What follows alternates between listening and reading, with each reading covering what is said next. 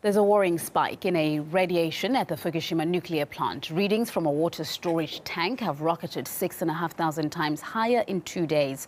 A powerful typhoon swept through Japan earlier this week, causing toxic water to be released into a drainage ditch leading to the Pacific Ocean.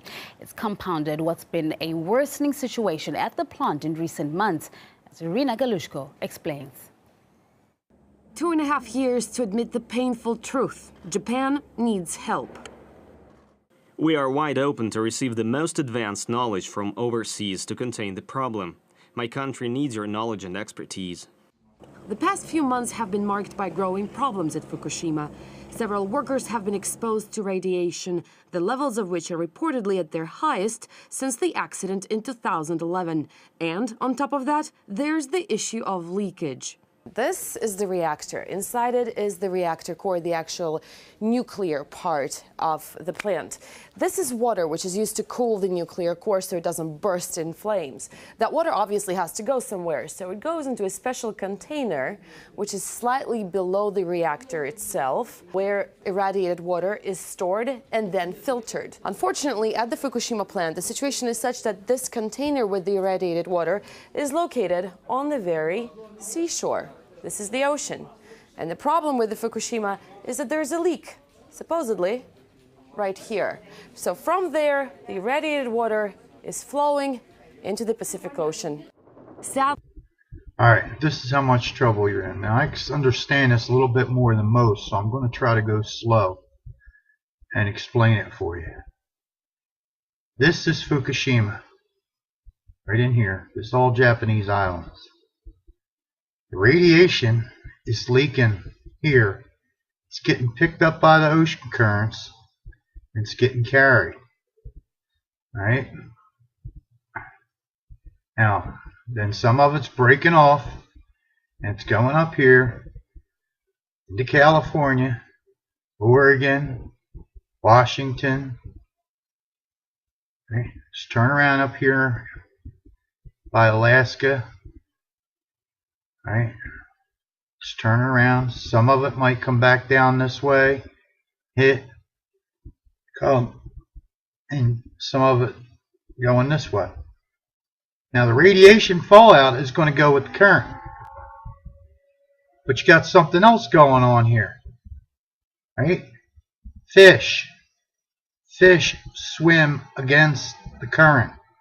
They can't live, they can't breathe unless they swim against the current. Only dead fish go with the stream. You ever heard that before? So that means the fish are coming up here, going up here, coming in here, probably hitting, some of them hitting in here, maybe some of them going back around here. Depends. If the fish is thriving cooler water, it's going to go up here. So that would be your seafood, like your crabs and all your real good fish are cold water fish. Warm water fish aren't as good as cold water fish. Right? So they'll come up here and they'll hit here and they'll go up into here. Right? And they might swing off into here and go here, swim here. And they'll thrive according to what temperature they were thriving. Right? So they'll break off kind of when they find the temperature of water they want. All right, so let's say you find dead fish down here in down here. All right, I'm not sure where that is. My geography ain't that great. I know we're in California or Washington, Oregon, one of them. This kind of looks like Oregon. Anyway, all right, if the fish died up in here, then you'll probably find your dead fish on the coast here. Now, this stuff changes according to wind. It starts to go back the other way, but not as much. And that's where fish will go back and forth. Now,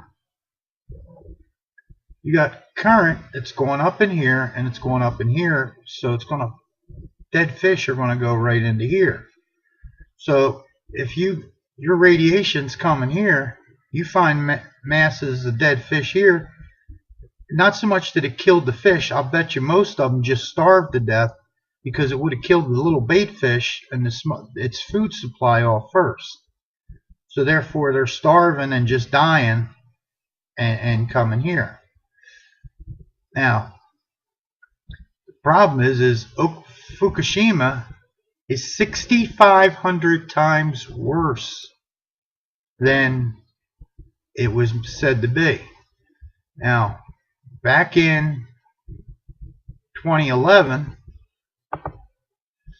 Forbes went and said, you know, oceanographers know that the Fukishima current sweeps west from Japan to the Central Pacific and then towards the U.S. West Coast. But they're less certain how it behaves after it branches toward Alaska and California. And I just showed you that. Radiation still leaking into the sea from the damaged Fukushima nuclear power plant will help them document the ocean's circulatory system. I tried to get the NOAA AA maps up. All the maps about radiation, I cannot find them. It's like they're turned off, and it's not because of the government shutdown. Right? It's just like they don't want us to see. Now, notice this article came out in May 17th, 2011. Right? Now, we're in 2013, and it says 1 to 2 years, so that stuff's coming in there, the actual radiation. The fish have gotten it there much sooner, so it's in your seafood at this point. Radiation still leaking into the sea from the damaged Fukushima nuclear power plant will help them. By the time that current reaches the Central Pacific, there are branches heading more towards Alaska and south. That gets harder to predict. I'm going to go slow. You can pause all this. I'm not going to read all this to you. I'm just going to pick out the important parts.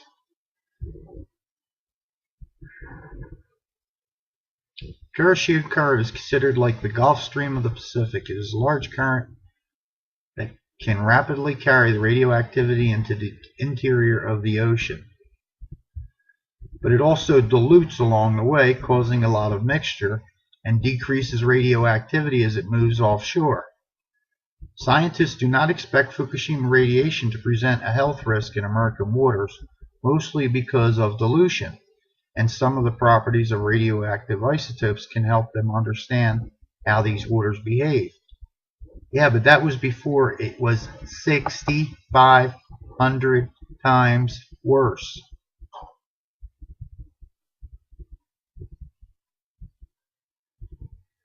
One of the hardest things in oceanography is to get some time scales, how quickly things happen. That's because it all depends on the wind and how far the wind's pushing, whether we've got east winds, west winds, north winds, south winds. But it's here, people. California, Alaska, you guys should be freaking. And even people with any nuclear power plant, between Chernobyl, TMI, what happened in Iowa, Sioux City, all right, all that stuff. We should be shutting these nuclear power plants down.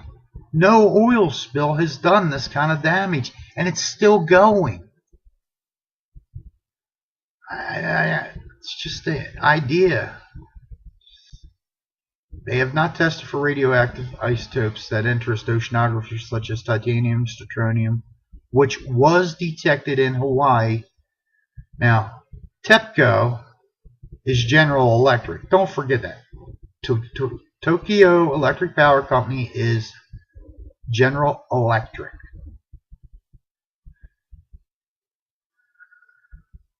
I'm just scrolling this real slow so you can pause and read it, or you can go to Forbes. I got the website up here, Forbes.com sites. Just type in Fukushima or anything else. It'll get you there. We'll use Fukushima radiation to study ocean currents. You pause that. Type in this header if you can't find it, and then Forbes. Do your search that way.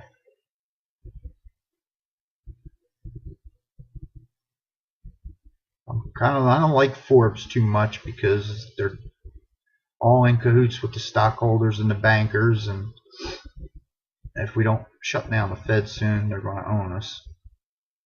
All right. Radiation is shielded by seawater, so direct exposure in the ocean would not be the same as if you're walking on land for the same fallout, same disposition levels. But then when there are pathways like fish and seafood that can short circuit that. The Japanese had little choice, Bueller says, but to use seawater to cool the reactors after their normal cooling systems lost power, and then to release the contaminated water into the sea. I think they probably did the right thing. They probably did. But if you go and you do a little search on there and do a little searching, you'll find out that they got all kinds of people that are dying from radioactivity, and they're not releasing it into the news. If you search, you'll find where people put it up. But as you go back in a couple weeks, you might not find it again, because Japan is much better at censoring their people than we are. I hate to tell you this because I love seafood, but I figure I ought to explain it, because I haven't seen anybody sit here and explain ocean currents and how they work at all. Just remember, fish swim upstream, so this stuff's coming this way, and the fish are coming this way. Right? Some of that's breaking off. I would think it would be more apt, logic would tell you it'd be more apt for the warmer radiation to jump into the cooler waters. Okay, because when you heat up something, it spreads out. Now, as it gets the same temperature as the water, it'll just go with the flow.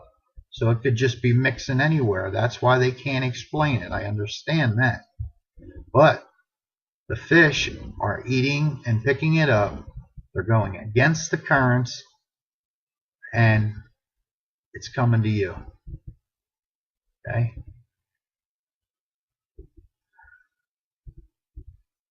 Sadly, Russia has a lot of experience to offer when it comes to wiping up remnants of a nuclear catastrophe. It has had its own deadly lesson a quarter of a century ago. Fukushima should be treated just like Chernobyl, as a wreck that must be retired and put in a sarcophagus. The problem with Fukushima is that they can't decide whether they want to close it or to keep it going.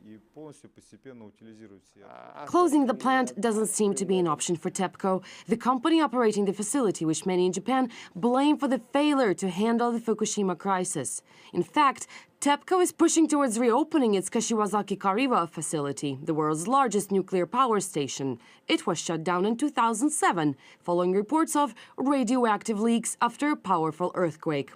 But the power giant seems undeterred by the prospect of having two malfunctioning nuclear power stations on its hands, maybe hoping an international effort would solve both problems at the same time. Irina Galushko, RT. Fukushima's troubles turn back, of course, to the earthquake and tsunami that ravaged Japan in March of 2011.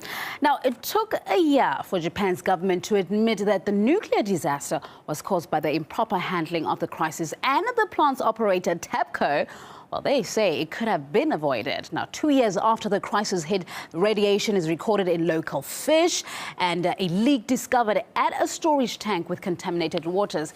And when TEPCO finally admits that there is leaking toxic water, it also revealed that up to 300 tons of that radioactive leak was also found in water flowing into the ocean.